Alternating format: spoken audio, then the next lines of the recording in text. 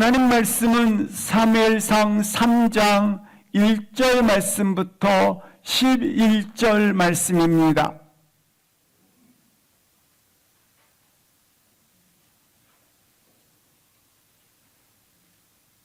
사무엘상 3장 1절 말씀부터 11절 말씀 함께 합독하십니다.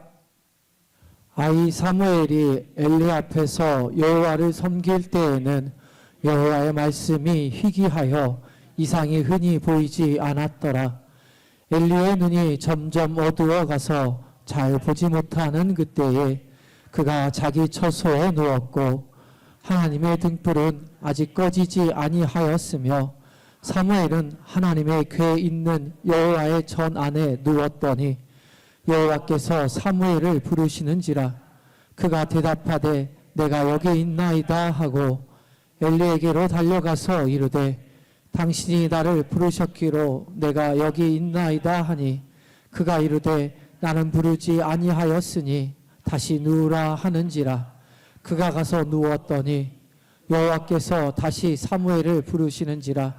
사무엘이 일어나 엘리에게로 가서 이르되 당신이 나를 부르셨기로 내가 여기 있나이다 하니 그가 대답하되 내 아들아 내가 부르지 아니하였으니 다시 누우라 하니라. 사무엘이 아직 여호와를 알지 못하고 여호와의 말씀도 아직 그에게 나타나지 아니한 때라. 여호와께서 세 번째 사무엘을 부르시는지라. 그가 일어나 엘리에게로 가서 이르되 당신이 나를 부르셨기로 내가 여기 있나이다 하니 엘리가 여호와께서 이 아이를 부르신 줄을 깨닫고 엘리가 사무엘에게 이르되 가서 누웠다가 그가 너를 부르시거든 내가 말하기를 여호와여 말씀하옵소서 주의 종이 듣겠나이다 하라 하니 이에 사무엘이 가서 자기 처소에서 누우니라. 여호와께서 임하여 서서 전과 같이 사무엘아 사무엘아 부르시는지라. 사무엘이 이르되 말씀하옵소서 주의 종이 듣겠나이다 하니 여호와께서 사무엘에게 이르시되 보라 내가 이스라엘 중에 한 일을 행하리니 그것을 듣는 자마다 두 귀가 울리리라. 아멘.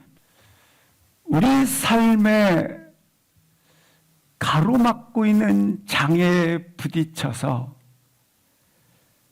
한계 상황에 늘 직면을 하게 됩니다. 이런 반복적인 좌절을 통해서 끝내 우리는 무기력을 학습하게 됩니다. 이런 무기력의 기준으로 바라보면 변화에 대하여 무감각해집니다. 도전도 하지 않습니다. 결국 절망이 습관이 되어 있고 무기력이 삶의 태도가 되어버립니다. 이렇게 살다가 가면 되는 거지 뭐. 그러나 이것은 더 근본적으로 반복적인 실패 경험은 하나님을 향한 뜨거운 사랑과 신뢰 그리고 하나님을 향한 소망을 포기하게 되는 그렇게 기대도 하지 않은 일들까지 전개된다고 하는 것입니다. 오늘 본문은 사사시대를 배경으로 하고 있는 사무엘이 등장하는 장면이 소개되어져 있습니다. 이 사사시대는 불순종과 타락을 일삼았습니다. 물론 하나님께서 이스라엘 백성들을 사랑하사 구원자를 보내어 주셔서 그들을 일으키시지만 그들은 다시 부패에 빠지고 영적 타락에 빠집니다. 그래서 사사시대의 패턴은 영적인 그와 같은 악순환의 거듭됨을 가지게 됩니다. 반복되게 된다는 것입니다. 왜일까요? 시편 51편 10절에는 그 안에 정한 마음을 가지지 않았기 때문이라고 말씀을 하고 있습니다. 그래서 이 사사시대는 하나님의 영광이 사라진 것 같은, 하나님의 이상이 희귀해진 시대가 된 것입니다. 하나님의 꿈이 사라진 시대 말이죠. 그들은 더 이상 하나님을 갈망하지도 않았고, 그리고 그들은 영적 증후군에 걸려 있었다고 하는 것입니다. 그렇기 때문에 그 시대 안에 누군가가 필요했습니다. 이 영적인 패배의식과 영적인 암흑기에 빠져있는 그 시대 속에 하나님을 향한 신앙의 정전을 회복시킬 수 있는, 새로운 영적인 부흥을 일으킬 수 있는 한 사람이 필요했던 것입니다. 이 시대에 대한 부흥은 바로 사무엘이었던 것입니다. 1절 말씀을 보시겠습니다. 사무엘이 드디어 역사의 전면에 등장을 하게 됩니다. 근데 아이 사무엘이라고 설명을 해주고 있습니다. 이 사무엘의 출생은 한나의 고통과 한나의 고통 속에 하나님의 마음이 담겨져 있는 가운데 사무엘의 출생이 있게 되었습니다. 이 아이 사무엘은 젖을 떼자마자 제단에 드려졌더라, 이렇게 말씀을 해주고 있는 것입니다. 사랑하는 성도 여러분, 이 사무엘을 사무엘의 입장에서 그려보시기를 바랍니다. 자기 인생을 꿈꾸기도 전에, 그는 하나님을 알기도 전에 그 머리에 삭도를 대지 아니한 나시린으로 그가 성전에 바쳐졌다고 하는 것입니다. 게다가 한나는요, 젖을 떼자마자 엘리라는 제사장에게 사무엘을 맡기고 자기 집으로 돌아갑니다. 어찌 보면 사무엘은 부모와 생이별을 하였습니다. 부모의 사랑을 가장 필요하는 젖대기 시작한 그 시간, 이처럼 생이별을 하였다고 하는 것입니다. 사무엘은 부모로부터 자신이 마치 버려진 존재가 된 것입니다. 그리고 그 부모는 돌아가서 아들 3명과 그리고 2딸의 자녀들과 단란한 생활을 하게 됩니다. 그 가정의 풍요로움이 사무엘은 이렇게 성소에 바쳐진 관계로 어찌 보면 어린 시절의 행복이라고 하는 걸 느낄 수 없는 그와 같은 버려진 존재가 되었다고 하는 것입니다. 자신의 가족과는 완전히 분리된 채 동그랗게 이렇게 혼자 던져진 인생이 되어 그의 어린 시절이 시작되었다고 하는 것입니다.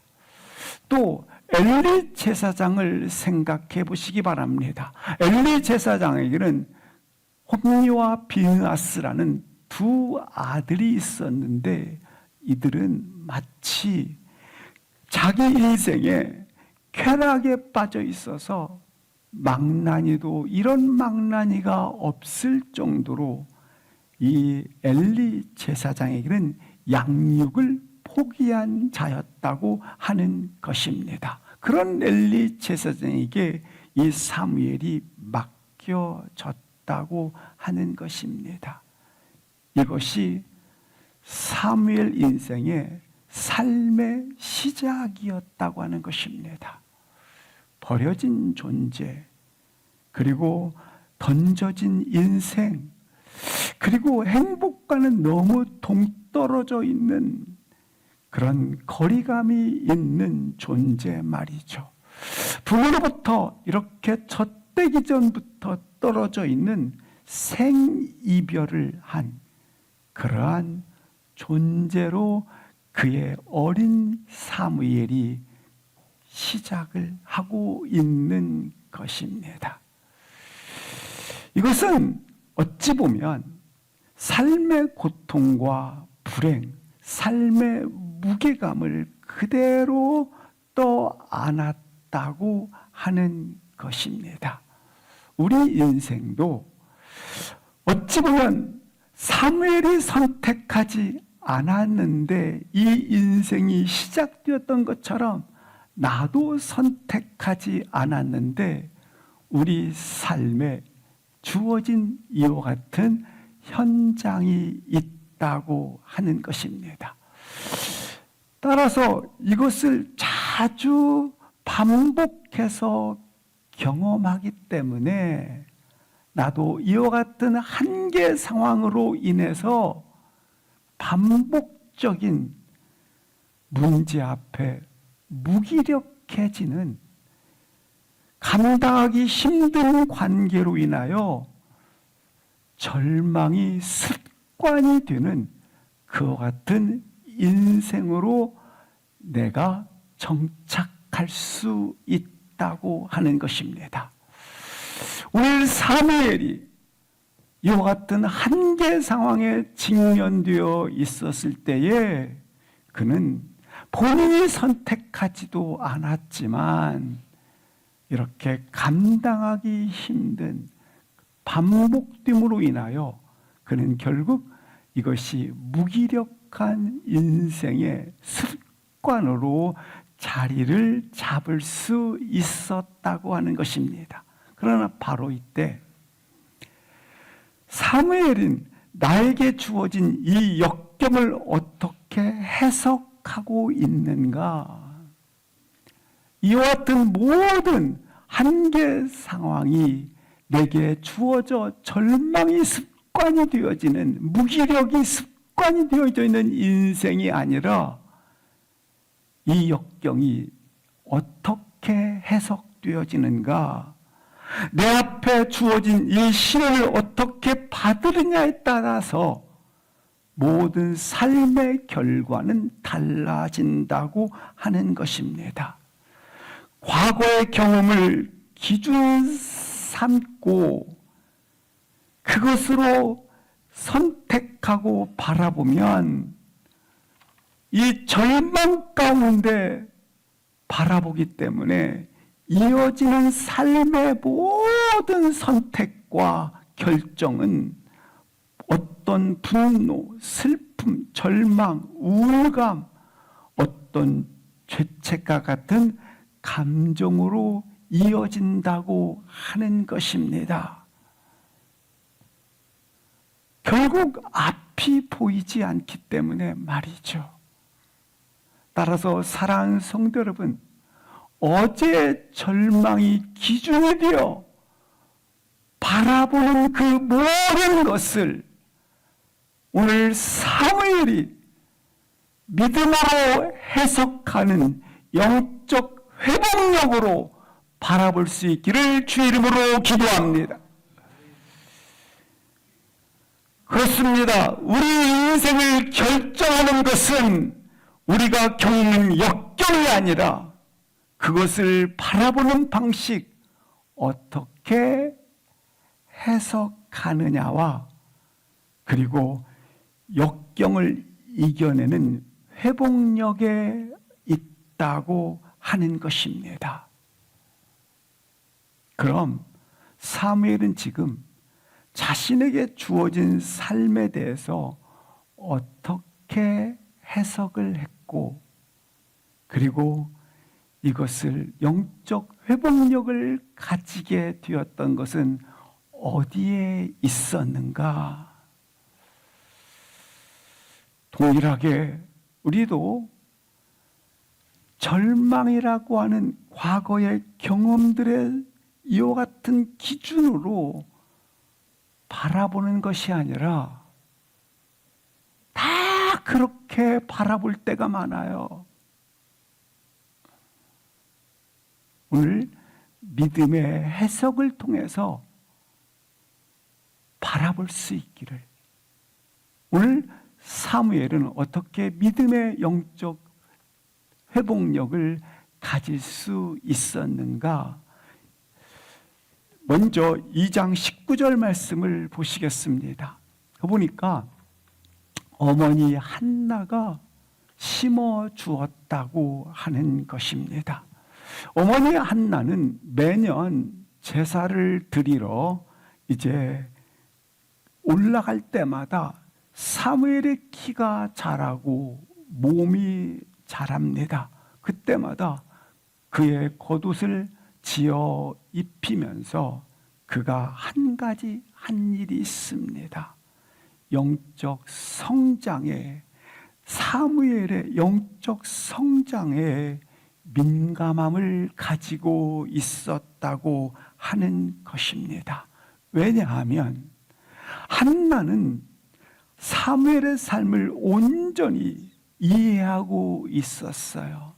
이 불임의 고통의 시간대에 하나님의 마음을 그가 알았는데 자녀를 주심을 통하여 하나님은 누구신가에 대하여, 그리고 하나님에 대하여 왜 자녀를 허락하시고 왜 하나님이 자녀를 통한 하나님의 계획과 뜻을 그가 알고 있었기 때문에 매년 제사를 드리러 그에게 갈 때마다 감사하게 그 자녀에게 하나님은 누구신가와 그리고 너를 향한 하나님의 사명이 무엇인가를 그렇게 가르쳤다고 하는 것입니다.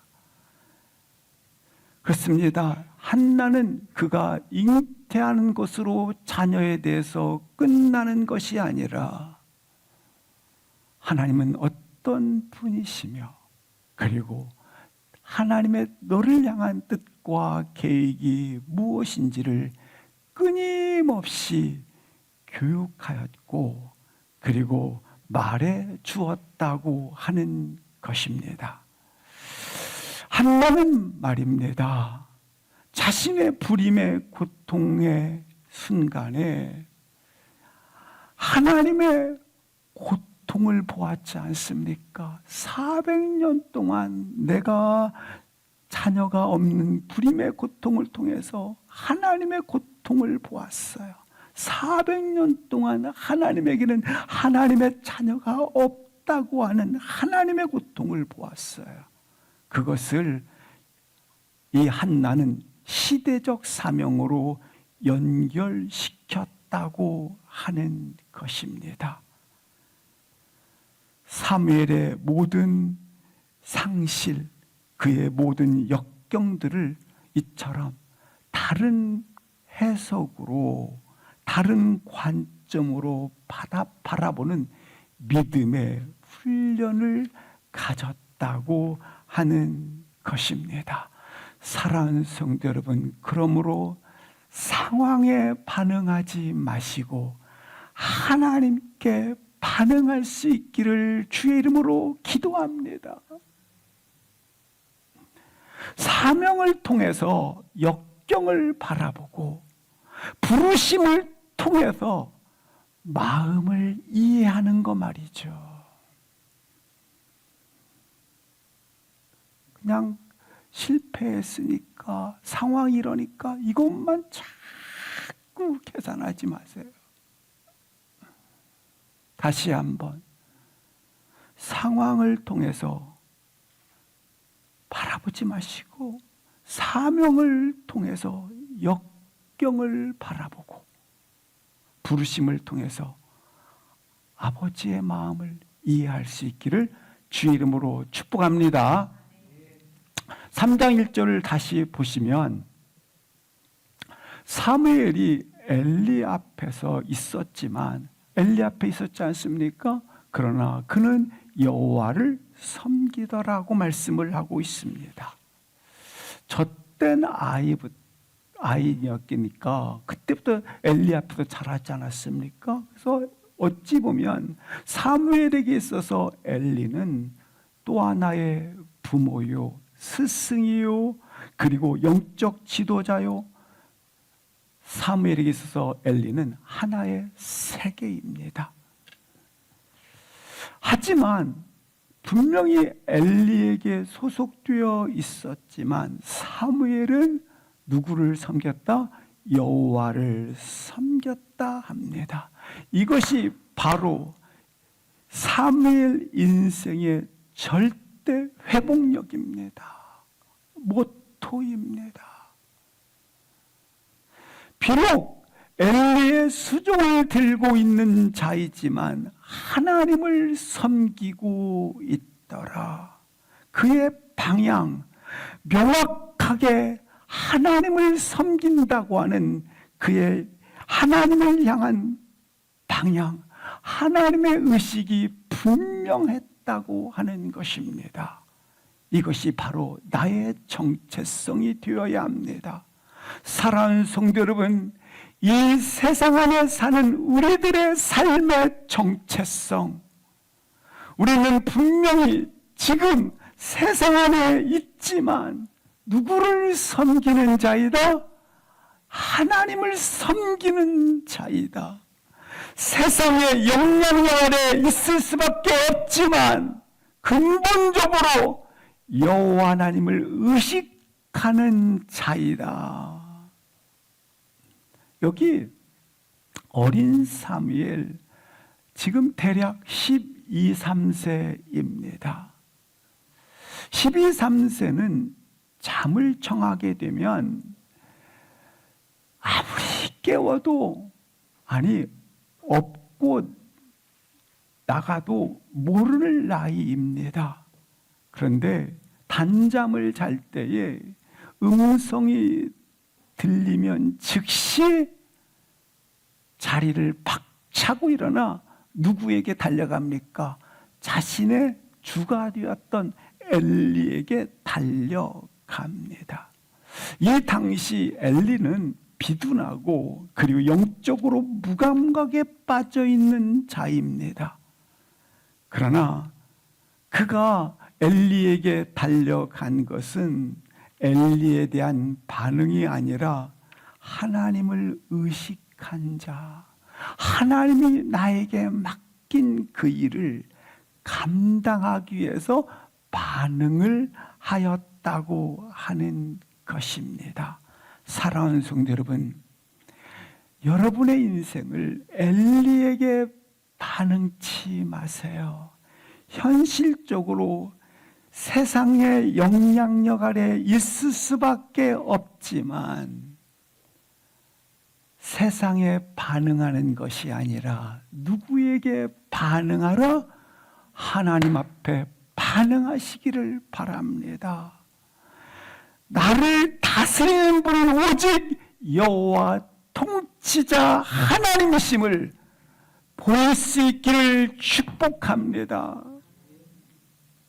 여러분, 직장 상사를 위해서, 나의 사업을 위해서 일하는 분이 아니에요. 자신의 꿈을 위해서 일하는 분이 아니에요. 부모와 자녀에 대한 기대 때문에 사는 분이 아니에요. 우리는 분명하게 말씀합니다. 살아계신 하나님을 섬기는 자라고 하는 것입니다. 하나님의 영광을 나타내는 사람, 그분을 위해 사는 사람, 이것이 진정 우리의 정체성이 되시기를 주의 이름으로 기도합니다. 사랑하는 성도 여러분, 여호와를 섬기는 이 방향성, 방향 감각을 날카롭게 세우세요. 그냥 방향 감각이 있는지 없는지,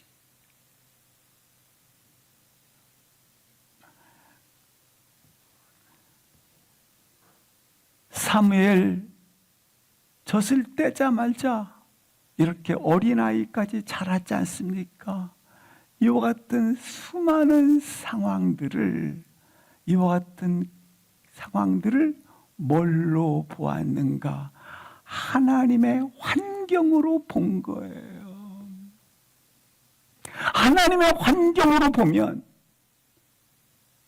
상처받을 일도 없고, 그리고 그 인생 속에 불행을 느낄 수가 없어요. 우리의 모든 상황들을 바라볼 때마다 하나님의 환경으로 보는 거예요. 여기 오늘 사무엘이 그렇게 보았듯이 말이죠. 만약에 사무엘이 자신의 분명한 상황을, 이 해석을 주어진 그대로 보았다면 상처, 절망의 나락에 빠질 수밖에 없어요. 그러나 하나님이 주신 환경으로 보았기 때문에, 그 하나님이 주셨기 때문에 그 안에서 하나님의 무한한 가능성들로 채워갔다고 하는 거예요. 사무엘이 이와 같은 믿음의 해석은 결국 놀라운 전혀 다른 결과를 만들어내게 되었다고 하는 것입니다. 사무엘처럼 인생에 주어진 모든 슬픔 역경을 믿음에 대입하셔서 하나님의 영광에 이르기를 주의 이름으로 축복합니다. 이렇게 사무엘이 역사의 무대에 등장을 할 때에 하나님이 의도적으로 두 가지 배경을 기록해 놓았습니다. 1절 말씀해 보시면 이 사무엘이 역사의 전면에 등장할 때에 하나님은 의도적으로 첫 번째 여호와의 말씀이 희귀하여, 두 번째 이상이 흔히 보이지 않았다라는 의도적으로 하나님의 역사적 배경을 설치하신 것을 볼 수 있습니다. 다른 말로 말하면 무엇입니까? 하나님 말씀이 없는 시대, 영적 암흑 시대가 아니겠습니까? 그리고 하나님의 이상이 보이지, 하나님의 역사가 나타나지 않아요. 하나님의 역사가 나타나지 않는 게 뭐예요? 그것은 시대적 어둠이 짙어졌다라는 걸 얘기하고 있는 것입니다. 이때 두 명을 대조시킵니다. 사무엘과 엘리를 어떻게 대조시키는지 2절, 3절을 보시겠습니다. 2절, 3절에 보니까 엘리는 자기 처소에 누웠더라. 3절 보시겠습니다. 사무엘은 하나님의 궤에 있는 여호와 전 안에 누웠더라. 이렇게 대조를 시키고 있습니다. 등장 장면을 잘 보시고 3절을 보셔야 돼요. 등장 장면이 어땠어요? 영적 암흑기, 어둠이 깊이 이처럼 짙어지는 시간에 한 사람은 이처럼 처소에 누웠고 한 사람은 하나님의 궤에 누웠더라. 그런데 이와 같은 때에 하나님의 등불은 아직 꺼졌다 안 꺼졌다? 꺼지지 않았더라. 이 등불은 아직 꺼지지 않았다라는 말은 지나가는 어떤 시점을 말하는데 가장 깊은 어둠이 진행되어지고 바로 다시 빛이 임하는 시간. 그러니까 가장 어두운 시점이지만 동시에 뭐가 오는? 빛이 임하는 시간. 왜냐하면 성전 안에는 언제 불이 켜집니까? 바로 해가 떨어지면 불을 켰다가 그리고 해가 뜨는 순간 이 불이 꺼지지 않습니까? 가장 어두움의 시간을 말하는 것이며 동시에 다시 빛이 들어오는 시간을 말하는 것입니다. 근데 이 등불이 아직 꺼지지 않았다라고 말씀하고 있는 것입니다. 사랑하는 성도 여러분, 우리도 동일하게 우리 인생의 가장 어두운 때를 지날 때가 있습니다. 모든 것이 캄캄해 보이고 앞이 보이지 않는 절망적이고 공허 속에 쌓인 인생 말이죠. 우리 인생을 자꾸 우리 한 해 동안 지나면서도 결국 절망 속에 내 인생이 공허가 쌓였구나라고 하는 시간대가 있어요. 이 시간대를 말하는 거예요.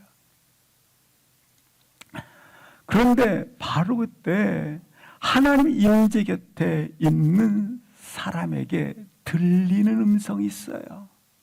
들리는 어둠 중에 어둠, 그 한복판에서 하나님께서는 하나님의 사람을 찾으신다라는 거예요. 그 부르심, 바로 사무엘을 하나님이 부르시고 있습니다. 4절 압도가시겠습니다. 4절 시작. 여호와께서 사무엘을 부르시는지라 그가 대답하되 내가 여기 있나이다 하고. 사무엘을 부르신 그 시간이 언제입니까? 가장 어두움 중에 어두울 때 1절에는 이렇게 말씀하고 있습니다. 가장 말씀이 들리지 않고 그리고 하나님의 역사가 보이지 않던 때, 그런 때 사무엘아 사무엘아, 하나님께서 사무엘을 직접 부르시고 계십니다. 하나님께서 직접 말씀하고 계십니다. 하나님은 뭘 보여주고 계시는 것입니까? 듣기를 간절히 갈망하는 사람을 반드시 찾는다라는 거예요. 들을 수 있는 사람이 있다면 들려준다라는 거예요. 근데 지금 400년 동안 하나님은 침묵을 하고 계셨어요. 무엇을 고발하고 있는 걸까요? 그 시대에 하나님의 음성을 듣지 않으려고 한다는 거예요. 하나님을 구하지도 아니하고 찾지도 아니하고 하나님에 대한 관심조차 갖지 않는다라는 거예요.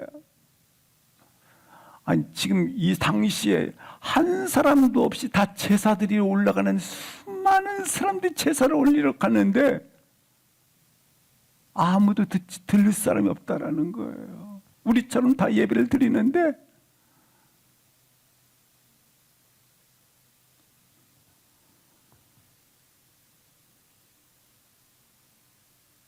그런 사람들은 말해요. 하나님 우리에게 말씀하지 않아. 하나님은 더 이상 역사하지 않아. 시대가 너무 어둡잖아. 하나님의 개입이 지금은 없어. 부흥 끝났어. 시대가 어둡고 악하잖아. 그런데 오늘 본문 보십시오.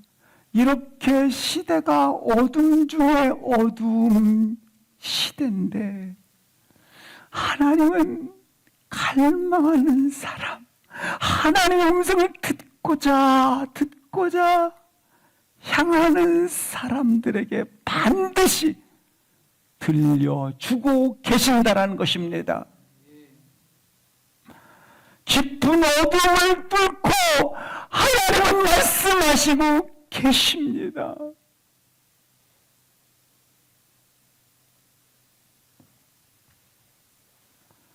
그 시대에 하나님의 임재, 하나님의 기름 부으심에 사람이 있다면 하나님의 계시가 찾아와요. 하나님의 임재를 갈망하는 사람이 있다면 하나님의 음성이 찾아와요. 그를 통해서 부흥시키고 시대에 새로운 전환을 이뤄내고 그 사람을 통해서 새로운 시간대가 이 땅에 펼쳐지도록 말입니다. 다시 한번 우리의 시간대가 놀랍게 하나님이 찾아오시는 그 놀라운 지점을 통해서 열리고 열려지고 펼쳐지기를 주의 이름으로 축복합니다. 우리에게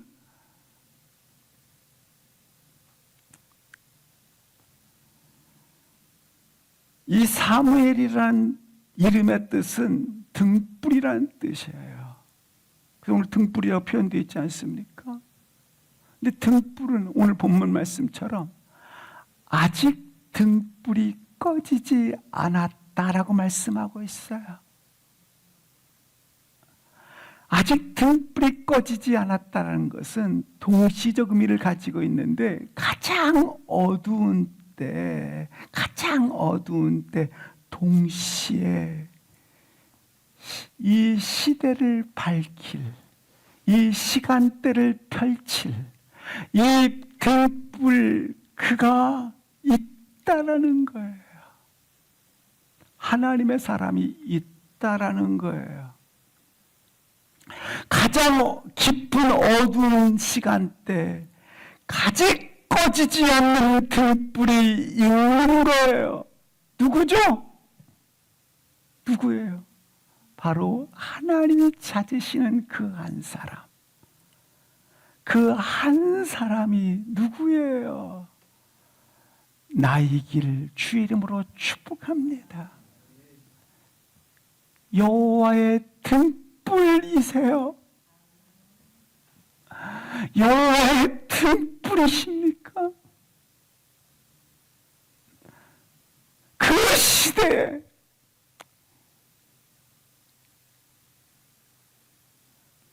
성도 숫자가 10,000명도 안 되고 1,000명도 안 되고 이러는 상황에 무슨 그 시대에 너 사는 꼴을 보니 무슨 그 시대의 등불이냐 네가. 어제의 절망에 그 기준을 가지고 보지 마세요. 믿음의 해석을 통해서 보세요.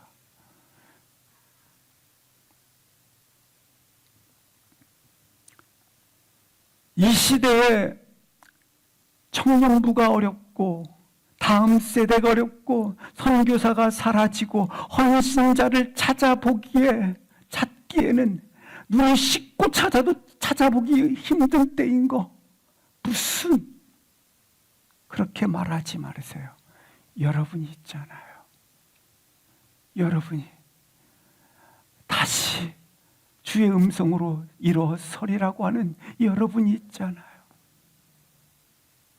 우리가 여기 있어요.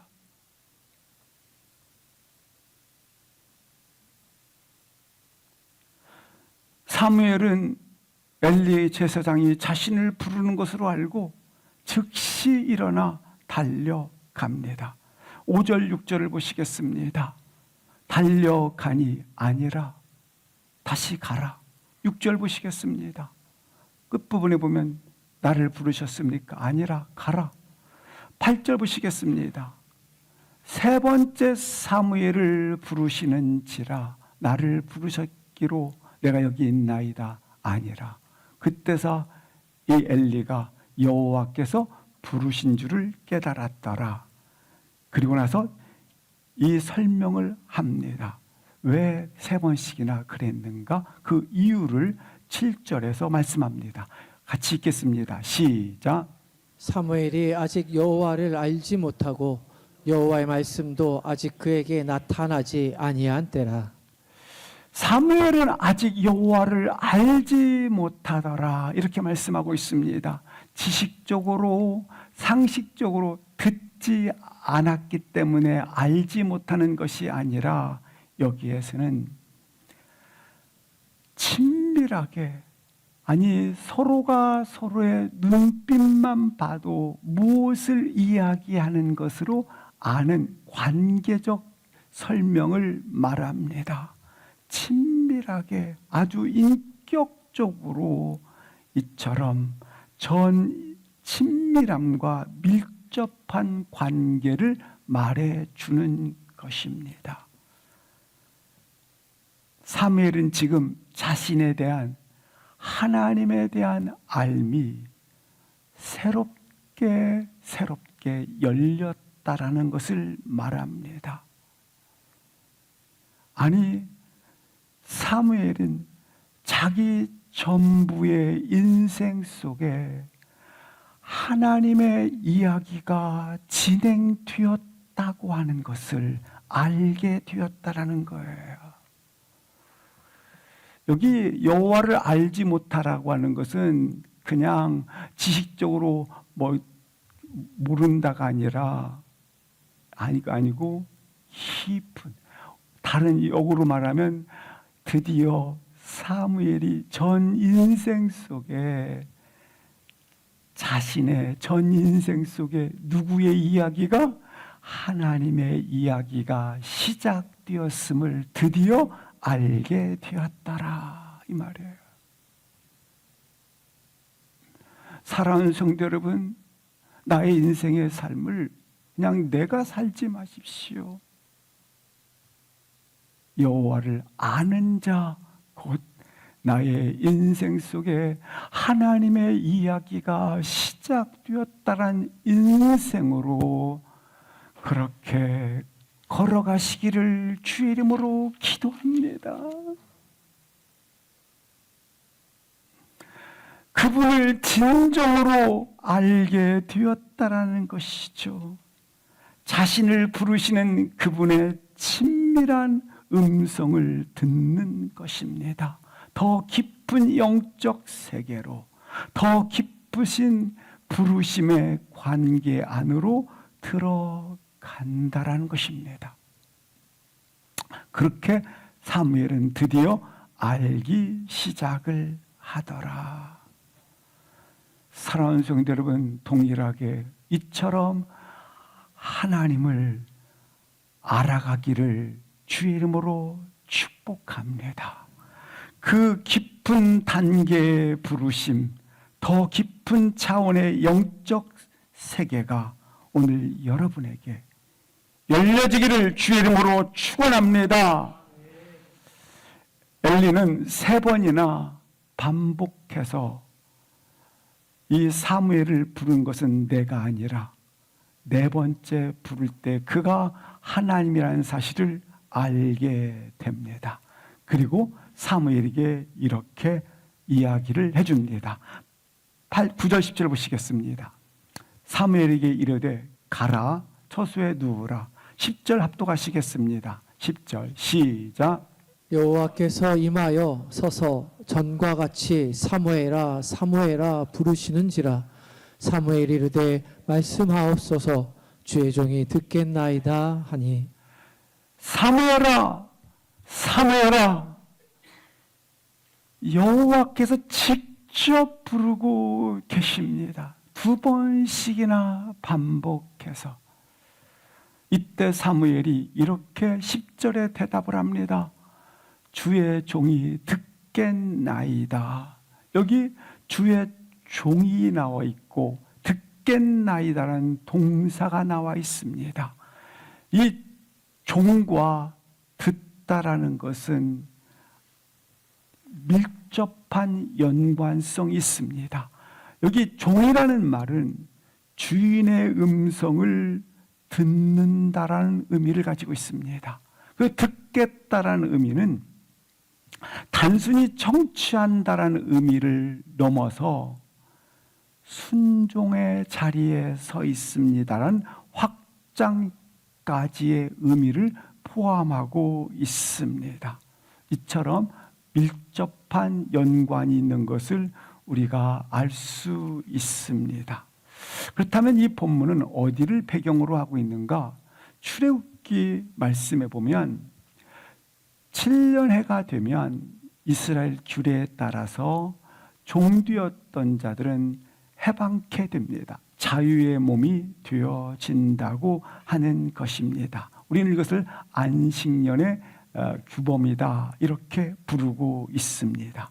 그런데 자유인이 된 이 종은 주인의 사랑에 겨워서 그가 주인으로 하여금 자원합니다. 나는 당신에게 평생 종이 되어 당신을 섬기겠습니다. 이렇게 그가 자원해서 주인에게 말을 하게 됩니다. 그러면 자원받은 이 종에 대하여 주인은 누구에게 데리고 갑니까? 재판장에게 데려가게 됩니다. 재판장은 이 종의 뜻에 따라서 그를 데리고 어디로 가느냐면 이 문설주로 데려가게 됩니다. 문설주에서 데려가서 거기서 송곳으로 그 귀를 뚫게 됩니다. 송곳으로 귀를 뚫게 되면 이는 그냥 내가 당신의 영원한 종이 되겠습니다. 이건 표식이 없지 않습니까? 그렇다 종이 되는 게 아니죠, 그것은. 그러나 이 송곳으로 귀를 뚫은 종만이 붙이는 표현이 있습니다. 자유인의 종말입니다. 자유의 종이 되었다고 하는 것입니다. 근데 그래서 이 귀를 뚫은 사람은 오늘 여기 보니까 주의 종이 듣겠나이다. 이 표현은 이 귀를 뚫은 사람은 주님이십니다. 평생 동안 따라서 나는 내 귀를 뚫으신 주님의 음성을 평생 듣겠습니다. 그리고 동시에 평생 들은 말씀을 순종하며 인생을 살겠습니다. 이렇게 상징적으로 보여주는 표식이 바로 오늘 주의 종과 그리고 듣겠나이다의 관계입니다. 시편 40편 6절을 합독하시겠습니다. 시작. 주께서 내 귀를 통하여 내게 줄려주시기를 제사와 예물을 기뻐하지 아니하시며 번제와 속죄제를 요구하지 아니하신다 하신지라. 여기서 내 귀를 통하여는 다른 동일어가 있습니다. 주께서 내 귀를 송곳으로 뚫었기 때문에 이 말이에요. 주께서 나의 귀를 열어주셨습니다. 성령께서 그 귀를 열어주셨습니다. 동일어네요, 동일어너. 주님께서 내 귀를 송곳으로 뚫어주셨기 때문에 나는 주님의 말씀을 평생 듣고 그리고 들은 말씀을 순종하는 자 되겠습니다. 이것이 종이라는 표현입니다. 사랑하는 성도 여러분, 주님의 종이십니까?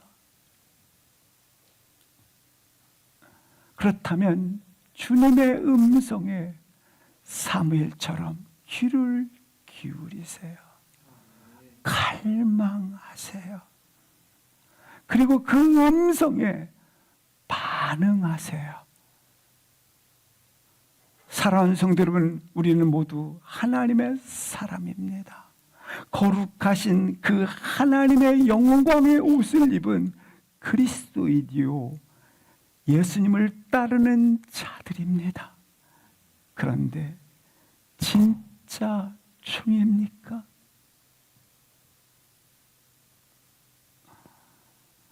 정말 종입니까? 사랑하는 성도 여러분, 주님의 말씀에 반응하는 사람의 종입니다. 주님의 부르심에 응답하는 사람, 주님의 부르심에 반응하지 아니한다면 누군가의 종이고 종이 되어 있는 것입니다. 오히려 내가 반응하는 것들이 있죠. 내가 귀를 기울이고 있는 것들, 내가 따르는 것이 있다면 그것이 진짜 주인이에요. 잘 보세요. 내가 따르고 있는 것들, 내가 듣고 있는 것들, 귀 기울이고 있는 것들, 그것이 하나님이 아닌 이것이 여러분의 진짜 주인이 될 수 있어요. 하나님 음성에는 반응하지 않아요. 하지만 시대가 필요한 것에 반응을 하고 나를 만족시켜주는 것에 반응을 하고 어떤 것들을 동원해서라도 내가 만족하고자 했던 거, 이루고자 했던 거, 이거에서만 반응하는 거, 하나님의 마음이었고 하나님을 주목하는 것이 없이 무관심한 것들,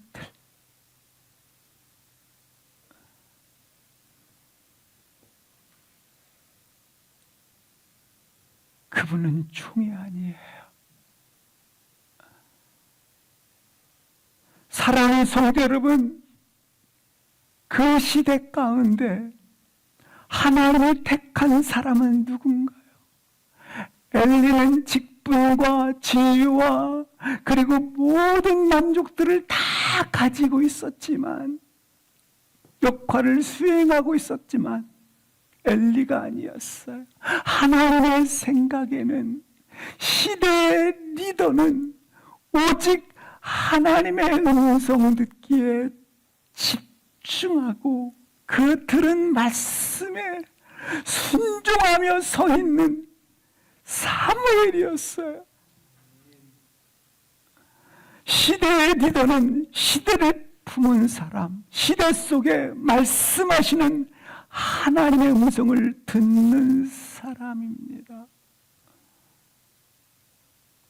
그렇다면 누가 그 음성을 듣습니까? 3절 말씀을 보여주시겠습니다. 사무엘은 하나님의 궤에 있는 여호와 전에 있었더라. 여기 하나님의 궤라는 말은 하나님의 임재를 표하는 말씀입니다. 지금 시대적으로 불 꺼진 지성소입니다. 불 꺼진 지성소. 비록 깊은 밤 어둠 속에 있을지라도 하나님 임재 곁에 있는 사람, 사랑하는 성도 여러분, 여호와의 등불이 아직 꺼지지 않았습니다. 누구 때문에? 이처럼 하나님의 임재 곁에 서 있는 그 사람 때문에. 여호와의 등불이 아직은 꺼지지 않았습니다. 왜? 여러분 때문에. 여러분이 있기 때문에. 이 시대에 주만 붙드는 자 있기 때문에. 우리 시대에 아무리 지성소가 이처럼 불 꺼진 것처럼 어둠이 짙다 해도 우리가 사무엘과 같이 그렇게 하나님의 임재 안에 있기 때문에 하나님의 등불은 아직 꺼지지 아니했습니다. 다시 한번 오늘 이 세대에 그리고 우리 시대에 여호와의 등불로 하나님이 우리를 세우셨으므로 여호와의 등불로 서시기를 주의 이름으로 축원합니다. 함께 일어나셔서 우리 합심해서 기도하십니다. 진정 하나님, 어둠 속에서 부르시는 그분의 음성을 들으십시오.